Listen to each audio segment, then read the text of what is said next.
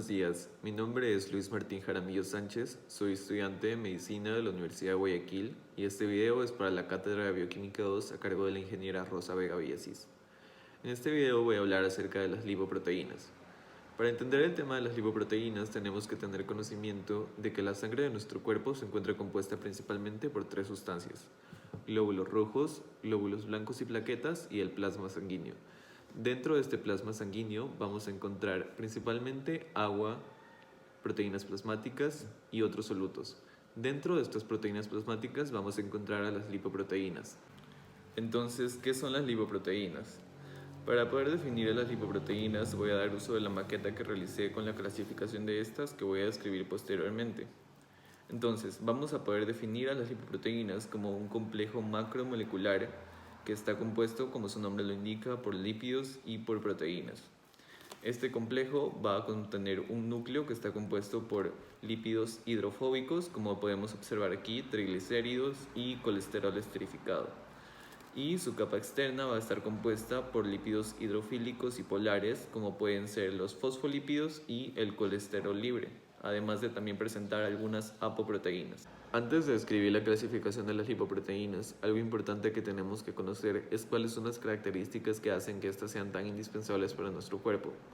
Como ya sabemos, las lipoproteínas son agregados moleculares que se sintetizan principalmente en el hígado y en los intestinos, y que luego son transportados al torrente sanguíneo. Ya en el torrente sanguíneo, la principal función que cumplen es la del transporte y la absorción de lípidos. Esto lo hacen desde el hígado hasta otros tejidos y desde estos tejidos hasta el hígado.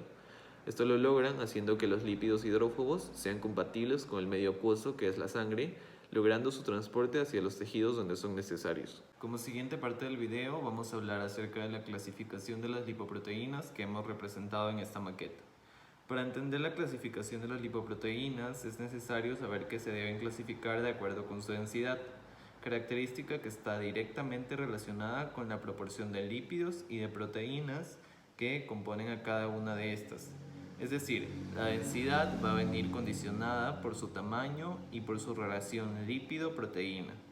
De esta manera, las lipoproteínas menos densas van a ser las más grandes y con mayor contenido de lípidos, como tenemos a los kilomicrones. Dentro de esta clasificación, primero vamos a describir a los kilomicrones que ya mencionamos. Los kilomicrones son un tipo de lipoproteína que es menos densa y con mayor tamaño. Estos kilomicrones van a contener una menor proporción proteica, pero un gran componente lipídico que va a estar enriquecido principalmente por triglicéridos, como los que podemos observar aquí de color verde. Dentro de sus apolipoproteínas vamos a encontrar a la ApoA1, a la ApoA2, a la ApoA4, a la ApoB48 y a la ApoC, donde encontramos a la ApoC1, C2 y C3. Algo importante que señalar aquí es que la proteína ApoB en el kilomicrón se va a presentar como ApoB48 debido a que solo se va a expresar el 48% de la proteína ApoB100. Esto es porque el ApoB48 va a ser necesario para la estructura y la función de los kilomicrones, ya que es un marcador específico de estos. Entonces, la principal función de estos kilomicrones va a ser la de transportar desde los intestinos donde se sintetizan hasta otros tejidos los lípidos que van a ser obtenidos mediante la ingesta, principalmente triglicéridos. Siguiendo con la clasificación de las lipoproteínas tenemos a las VLDL, las cuales son las lipoproteínas de muy baja densidad. Estas van a tener una composición apoproteica similar a la de los kilomicrones, sin embargo aquí no se va a presentar la ApoA1 y sí se va a presentar la ApoB100 en su forma completa. Esto es debido a que estas VLDL se van a sintetizar en el hígado, donde no existe la enzima editora de ApoB. Esto es importante principalmente porque la ApoB100 es la proteína estructural de las VLDL y también de las proteínas que se sintetizan a partir del catabolismo de la VLDL, como son la LDL y la IDL. Entonces, la composición apoproteica de la VLDL es a partir de ApoB100, ApoE y ApoC. Entonces, la función principal de estas va a ser el transporte de triglicéridos hacia los tejidos muscular y adiposo. Algo importante que mencionar de estas es que a medida que se van a transportar, van a ir perdiendo triacilgliceroles y también algunas apoproteínas. Los restos que van a quedar de esta pérdida van a ser componentes conocidos como IDL o proteínas de densidad media, las cuales van a ir hasta el hígado donde van a ser degradadas o también se pueden convertir en LDL. Siguiendo la clasificación encontramos a las LDL, las cuales son las lipoproteínas de baja densidad. Estas lipoproteínas de baja densidad van a contener principalmente apoproteínas B100 como las vemos aquí y también algunas ApoE. Estas lipoproteínas, como se mencionó anteriormente, van a ser producto de los pasos finales del catabolismo de las VLDL. Van a tener como función principal el transporte de colesterol hacia tejidos que necesiten de este y que contengan receptores de LDL. Se consideran las lipoproteínas más abundantes y el principal portador de colesterol en la sangre. Entregan principalmente a tejidos como las glándulas suprarrenales y las gónadas. Para terminar con la descripción de las lipoproteínas, tenemos a la HDL, que es la de alta densidad. Esta va a estar compuesta principalmente por ApoA1 y su composición principal en el núcleo va a ser de ésteres de colesterol, pero también va a presentar otras proteínas como son la ApoA2, la ApoA4, la ApoC1 y la ApoC3 que vamos a poder observar alrededor en la maqueta. La función principal de las HDL es el transporte reverso del colesterol, el cual voy a explicar más adelante en lo que es la síntesis y degradación del HDL, pero básicamente estas van a eliminar las células de exceso de colesterol y lo van a llevar hasta el hígado donde se va a convertir en ácidos biliares. En la siguiente parte del video voy a hablar de la síntesis y la degradación de cada una de las lipoproteínas. Primero, los kilomicrones. Los kilomicrones para su formación van a requerir primero de la ingesta de ácidos grasos que van a ser transformados en triacilgliceroles para posteriormente incluirse en estos kilomicrones. Pero primero deben formarse los prequilomicrones, los cuales van a estar compuestos por fosfolípidos, colesteroles, triglicéridos y la apoproteína B48.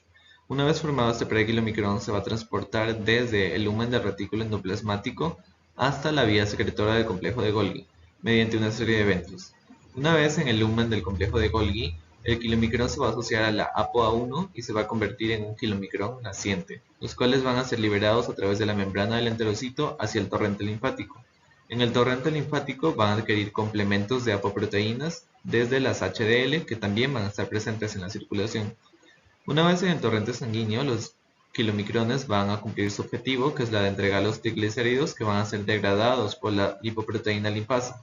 Una vez que esto sucede, los kilomicrones van a quedar como residuos de kilomicrones, los cuales van a ser receptados y metabolizados por el hígado. Ahora hablaremos del metabolismo de la VLDL y la LDL. Para hablar del metabolismo de la VLDL tenemos que tener en cuenta que es muy similar al de los kilomicrones, con la diferencia de que sus ácidos grasos para la síntesis van a provenir de un exceso de ingestión de estos o de un incremento en la síntesis hepática de estos. O también puede ser de las grasas provenientes de residuos de kilomicrones. Una vez incorporados este exceso de triglicéridos a la VLDL naciente, van a contener nada más proteínas B100. Estas van a ser liberadas al sistema linfático, donde aquí van a obtener sus complementos de apoproteínas E y C desde las HDL que van a estar presentes en la circulación. Luego van a tener un destino similar al de los kilomicrones, que va a hacer que sus triglicéridos van a ser degradados por la lipoproteína lipasa y van a seguir perdiendo triglicéridos. Luego va a quedar un remanente de estos, que va a ser la IDL, la cual va a tener dos destinos posibles. Va a ser captada por el hígado para su degradación o va a seguir perdiendo triglicéridos hasta formarse en LDL, que va a contener más que nada colesterol. Bueno, a partir de esto podemos ver que la síntesis de la LDL va a ser prácticamente de los residuos de la VLDL y su degradación va a ser en parte en los tejidos extrahepáticos y en parte en el hígado. 30% va a ser en los tejidos extrahepáticos y 70% en el hígado mediante los receptores de LDL que van a contener estos y que van a procesar el colesterol que va a estar presente en la LDL.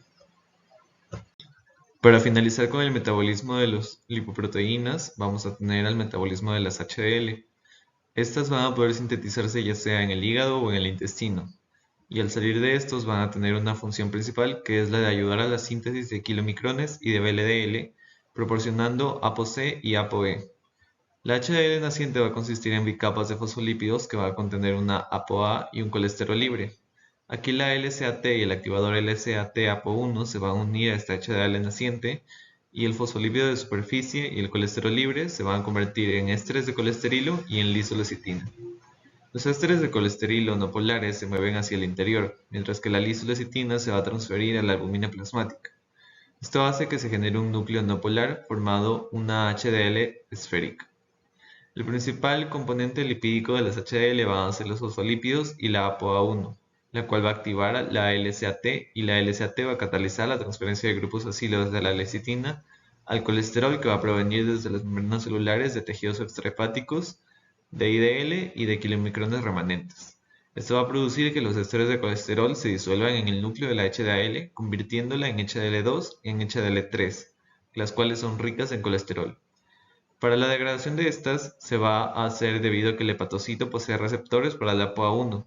Estas lipoproteínas enriquecidas en colesterol van a ser captadas por estos hepatocitos, por lo que el efecto neto va a ser un traslado del colesterol desde los tejidos periféricos hasta el hígado.